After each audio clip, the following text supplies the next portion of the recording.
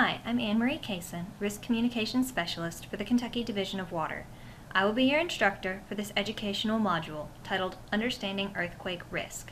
The purpose of this module is to explain what risk is and how earthquake risks specific to the state of Kentucky can potentially affect its residents. Risk is the potential that a chosen action or activity, including the choice of inaction, will lead to a loss. The notion implies that a choice having an influence on the outcome exists. Risk can also be defined as future issues that can be avoided or mitigated, rather than present problems that must be immediately addressed. Vulnerability refers to the susceptibility of a person, group, society, or system to a risk, such as physical or emotional injury or attack. It's also the extent to which changes could harm a system, or to which a community can be affected by the impact of a hazard.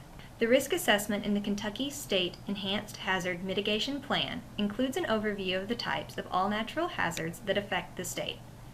The state of Kentucky is vulnerable to a wide array of natural hazards which threaten life and property. Through research of the historic impacts, 13 hazards are emphasized in the Kentucky State Hazard Mitigation Plan. The focus of today's lessons will be earthquake. Additional modules are available to discuss other hazards addressed in the Kentucky Hazard Mitigation Plan. An earthquake is the result of a sudden release of energy in the Earth's crust that creates seismic waves. The seismicity or seismic activity of an area refers to the frequency, type, and size of earthquakes experienced over a period of time. Earthquakes are measured using observations from seismometers. The moment magnitude is the most common scale on which earthquakes larger than approximately 5 are reported for the entire globe. The more numerous earthquakes, smaller than magnitude 5, reported by national seismological observatories, are measured mostly on the local magnitude scale, also referred to as the Richter scale. These two scales are numerically similar over their range of validity. Magnitude 3 or lower earthquakes are mostly almost imperceptible, and magnitude 7 and over potentially cause serious damage over large areas depending on their depth. The largest earthquakes in historic times have been magnitude slightly over 9, although there is no limit to the possible magnitude.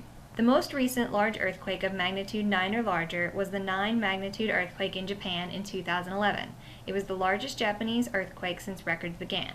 The shallower an earthquake, the more damage to structures it causes, all else being equal. Fault lines run through much of Kentucky, with each of the 15 area development districts containing at least one fault line or open fault system. A number of these systems have remained geologically inactive for significant amounts of time, but others scientists believe are overdue for a surge in activity. The 3 seismic zones most likely to put Kentucky at risk are centered outside of the state, but pose a very real threat to the Commonwealth's citizens. The Eastern Tennessee Seismic Zone extends from southwest Virginia to northeast Alabama and is one of the most seismically active fault systems in the southeast. The largest recorded earthquake in this seismic zone was a magnitude 4.6, which occurred in 1973 near Knoxville. Small, non-damaging felt earthquakes occur about once a year. No evidence for large prehistoric shocks has been discovered, yet the micro-earthquake data suggests coherent stress accumulation within a large volume. The New Madrid seismic zone, located in the central Mississippi Valley, is generally demarked on the north by the confluence of the Ohio and Mississippi rivers.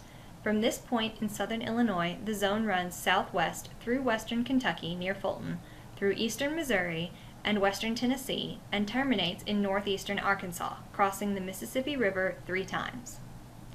The Wabash Valley seismic zone, which threatens southern Illinois, Indiana, and Kentucky, shows evidence of large earthquakes in its geologic history. Since 1895, the Wabash Valley fault zone has experienced more moderate earthquakes than the New Madrid seismic zone.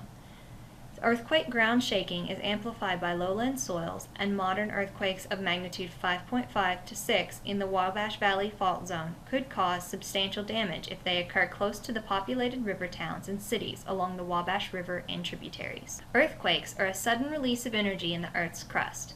They've peppered Kentucky's history, with magnitudes up to 5.1 occurring in all regions of the state. All other factors being equal, the more shallow an earthquake, the more damage it causes.